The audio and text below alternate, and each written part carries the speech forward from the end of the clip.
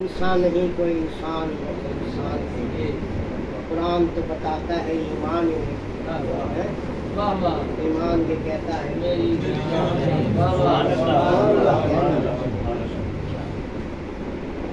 گرامی میرے برادری عزیز رانا صاحب کی طرح نظر کو کہتے ان کے جا رہا تھا تو راستے میں ایک خیال آیا،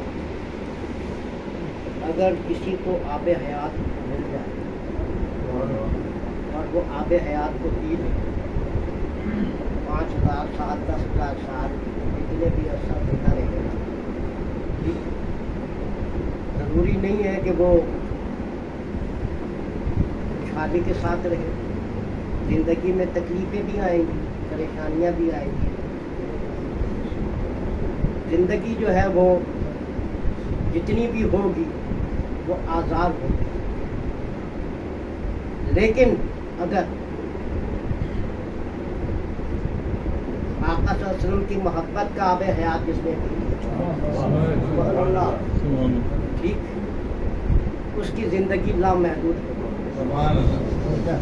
اس کی زندگی لامحدود ہوگی، اس لیے کہ وہ اس دنیا میں ظاہری حیات میں ہے، جب بھی زندہ ہے اس آب حیات کے صدقے میں، اور جب وہ دنیا سے پردہ فرما گیا تو جب بھی وہ زندہ ہے، آخرت میں بھی شان ہے اس کی اور دنیا میں بھی، کیا خیال ہے؟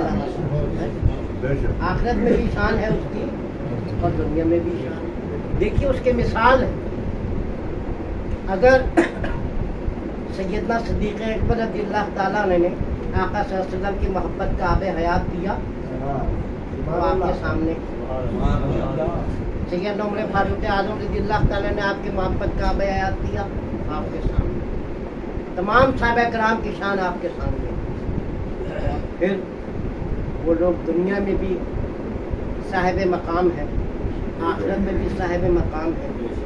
دوستو دنیا میں بھی ان کی عظمت ہے، آخرت میں بھی وہ محروں کے مالک ہیں۔ دوستو وہ اللہ کے دوست، اللہ کے ولی جن کے مزارات پہ آپ حاضری دیتے ہیں، وہ آقا صلی اللہ علیہ وسلم کی محبت کا جام پی کر اس مقام پر پہنچے کہ دنیا صبح و شام ان کی قدم بوسی کے لیے حاضر ہے۔ قدم بوسی ایسے نہیں ہو جاتی دوستو، بات اصل میں یہ ہے کہ بہت عجیب بات ہے۔ دیکھیں اگر آپ خیر لاہور کا جائزہ لیں تو اگر آپ مقبرہ جہانگیر پر جائیں تو آپ دیکھیں گے کہ وہاں پر لوگ تفریحاً آتے ہیں، کوئی دعا کرنے نہیں آتے، کیا خیال ہے مولانا؟ تفریحاً آتے ہیں، لیکن اس سے چند میل کے فاصلے پر، چند فرلانگ کے فاصلے پر دوستوں جب سیدنا علی جویری رضی اللہ تعالیٰ عنہ کے مزار اقدس پہ جاتے ہیں تو نیتاً دعا کے دوستوں بات یہ ہے کہ جن لوگوں نے آقا صلی اللہ علیہ وسلم کی محبت کا جام پیا، ٹھیک ہے جی، وہ اس وقت بھی نیک نام تھے، دنیا میں روشن تھے، جانے کے بعد دنیا سے روشن ہے، اور آخرت میں بھی سب علماء کرام بیٹھے ہیں کہ ان کے چہرے چمکتے ہوں گے۔ حضرات گرامی میں سجیسٹ کرنا چاہوں گا کہ ہم جتنا بھی اپنے رب کائنات کا شکر ادا کریں، اس کا احسان ہے کہ ہمارے جیسے لوگ جو ہے اپنے آپ کو نبی پاک صلی اللہ علیہ وسلم کی امت کہلاتے ہیں۔ یہ کوئی معمولی بات نہیں ہے دوستوں، کتنے بڑے بڑے انبیاء علیہ السلام نے آقا صلی اللہ علیہ وسلم کی امتی ہونے کے لیے تمنا کی۔ دوستوں علماء کرام بیٹھے ہیں، بات کی تصدیق کریں گے کہ موسیٰ علیہ السلام نے فرمایا کہ جب میں نے اپنی کتاب مقدس میں پڑھا، اس میں آپ نے فرمایا رب کائنات تو نے جو مجھے کتاب مقدس دی ہے، اس میں ایک ایسی امت کا ذکر پاتا ہوں جو آئیں گے تو آخر میں لیکن وہ اول کہلائیں گے، آئیں گے تو آخر میں لیکن وہ اول کہلائیں گے، اور یہ وہ لوگ ہوں گے جو شفاعت کیے ہوئے ہوں، سبقت لیے ہوئے ہوں۔ پہلے اس بات پہ بھی انہوں نے کہا موسیٰ علیہ السلام نے کہ مطلب ہے جی کہ وہ آئیں گے آخر میں اور اول شمار کیے جائیں گے، تو اے رب کائنات میں پھر اس امت کو میرا امت، میری امت بنا دوں۔ میرے رب نے کہا کہ یہ احمد مصطفیٰ صلی اللہ علیہ وسلم کیا محمد کا لفظ استعمال نہیں ہوا ہے، اس کی تشریح بعد میں فرمایا کہ یہ میری احمد صلی اللہ علیہ وسلم کی امت۔ پھر موسیٰ علیہ السلام نے کہا رب کائنات یہ وہ ہیں جو شفاعت کیے ہوئے ہوں گے، تو فرمایا رب کائنات اس امت کو میری امت بنا دے۔ رب نے کہا موسیٰ یہ بھی احمد صلی اللہ علیہ وسلم، جنہوں نے کہا رب کائنات میری یہ وہ امت، میں ایسی امت کا ذکر پاتا ہوں جن کی دعائیں قبول ہوں گی، رب کائنات اس امت کو میری امت بنا دے۔ تو اللہ نے کہا ہے موسیٰ یہ میرے احمد صلی اللہ علیہ وسلم کی امت۔ پھر رب نے موسیٰ علیہ السلام نے کہا کہ میں ایک ایسی امت کا ذکر پاتا ہوں اے رب کائنات جو جن کے سینوں میں مقدس کلام محفوظ ہوگا اور وہ اس کو دو زبان سے بھی دہرائیں گے، اے رب کائنات اس امت کو میری امت بنا دے۔ تو رب نے کہا کہ اے موسیٰ یہ میری احمد صلی اللہ علیہ وسلم۔ دوستو پھر موسیٰ علیہ السلام نے کہا میں ایسی امت کا ذکر پاتا ہوں کہ جب وہ نیکی کا ارادہ کریں گے ان کا نامہ اعمال میں نیکی لکھ دی جائے گی، اور جب وہ نیکی کر لیں گے تو 10 گنا ثواب لکھ دیا جائے گا۔ اے رب کائنات اس امت کو میری امت بنا دے۔ تو رب نے کہا بات یہ کہ میرے احمد صلی اللہ علیہ وسلم۔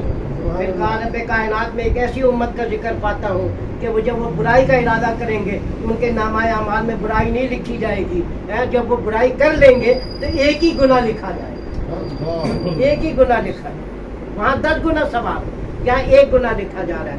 اے رب کائنات اس امت کو میری امت بنا دے۔ فرمایا کہ یہ میری احمد صلی اللہ علیہ وسلم کی امت ہے۔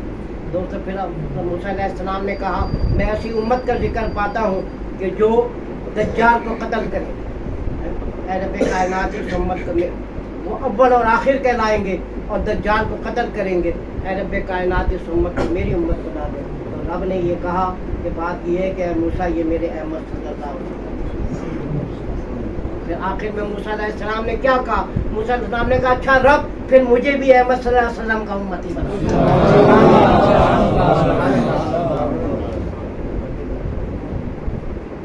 اب یہاں دیکھیں بات رکھتے کی بتا۔ پھر ہاں اللہ نے موسیٰ علیہ السلام سے کہا کہ ہم نے تجھے 2 صفات عطا کی ہیں تو اس کا شکر ادا کر۔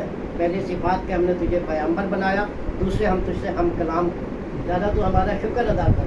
تو رب موسیٰ علیہ السلام نے کہا رب میں تیری رضا کرتا ہوں۔ اب یہاں ایک بات بتاتا چلوں کہ چونکہ ہر جگہ اس جواب میں موسیٰ علیہ السلام کو رب نے احمد صلی اللہ علیہ وسلم کہا، اسی لیے یہ بات اس کی وضاحت کر دوں کہ بات یہ ہے کہ احمد اس لیے کہا کہ آقا صلی اللہ علیہ وسلم کی ذات اقدس وہ ہے جس نے سب سے پہلے اللہ کی حمد بیان کی، سبحان اللہ، سب سے پہلے اللہ کی حمد بیان کی۔ اور محمد صلی اللہ علیہ وسلم کا جو لفظ ہے، محمد صلی اللہ علیہ وسلم کا جو لفظ ہے دوستوں بات میں یہ کہ ان کی تعریف بات ہے، اس لیے جسے کہنا چاہیے احمد کا لفظ جو ہے وہاں اس کتاب میں استعمال ہوا۔ دوستوں بات اصل میں یہ ہمیں تو فخر کرنا چاہیے کہ ہم اس امت میں ہیں۔ اور ایک مختصر بات بتا کے آپ کو بات ختم کر رہا ہوں کہ جس وقت آقا صلی اللہ علیہ وسلم کی عمر 7 سال تھی تو آپ کی آنکھیں دکھنے آ گئی، آنکھیں دکھنے آ گئی۔ آپ کے دادا جان نے بڑے اس کے علاج کرائے، آنکھیں آپ کی۔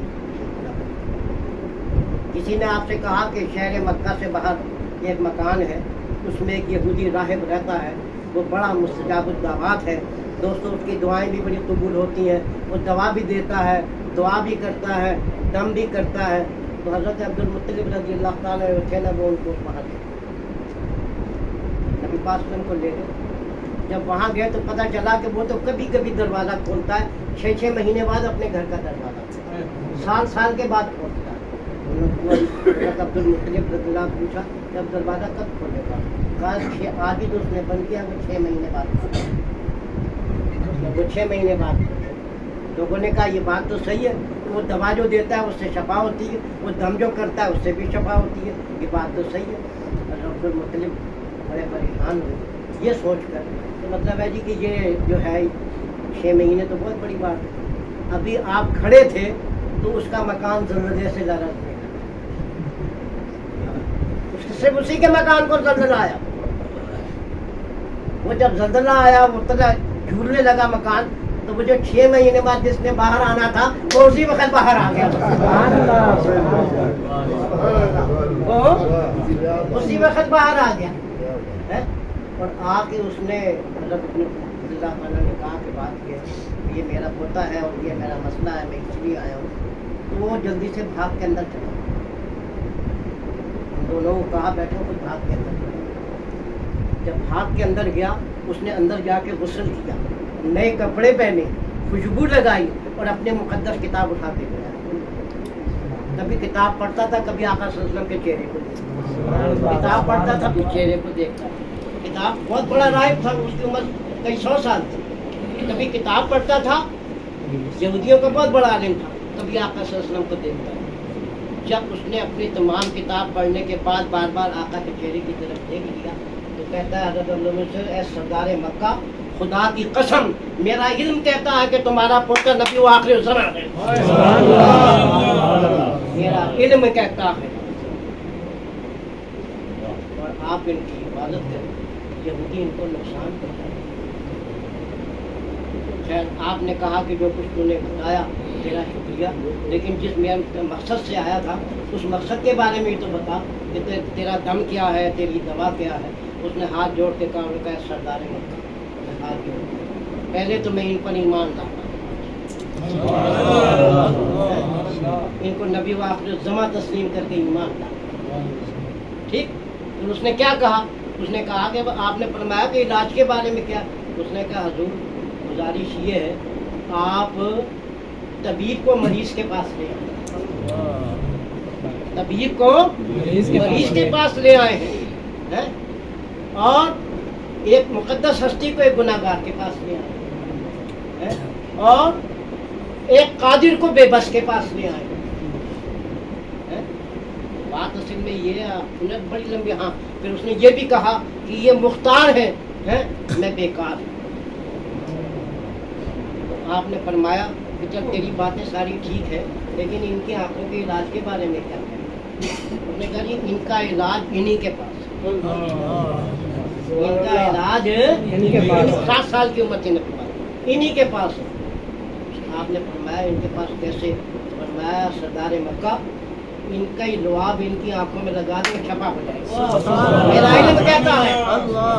علم کہتا ہے کہ ان کا لعاب ان کی آنکھوں میں لگا دیں چھپا ہو جائے گی. ان کے سردار مکہ نے، آپ کے دادا نے لعاب آپ کا لے کے آپ کی آنکھوں پہ لگایا، آنکھیں مکمل سے.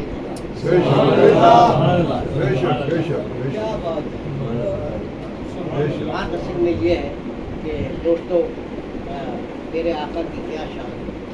میں ابھی جب یہاں آ رہا تھا تو راستے میں سوچ رہا تھا کہ ہم تو یہ کہتے ہیں نا کہ ہم آقا صلی اللہ علیہ وسلم کی سالگرہ منا رہے ہیں، اسے ولادت منا رہے ہیں، لیکن جب میں راستے میں صرف آ رہا تھا مسجد، لیکن میرا ایمان یہ کہتا ہے کہ ہم پوری دنیا کے وجود کی سالگرہ مناتے ہیں. اس لیے ایک بات یہ غور کریں اس بات پر کہ اگر آقا صلی اللہ علیہ وسلم کے وجود نے نہ آنا ہوتا تو کائنات کا وجود ہی نہ ہوتا. اللہ تبارک و تعالی ہمیں آقا صلی اللہ علیہ وسلم کی ولادت کے موقع پہ اپنے اوقات سے بڑھ کر جسے کہنا چاہیے محبتوں کا اظہار کریں. بسم اللہ.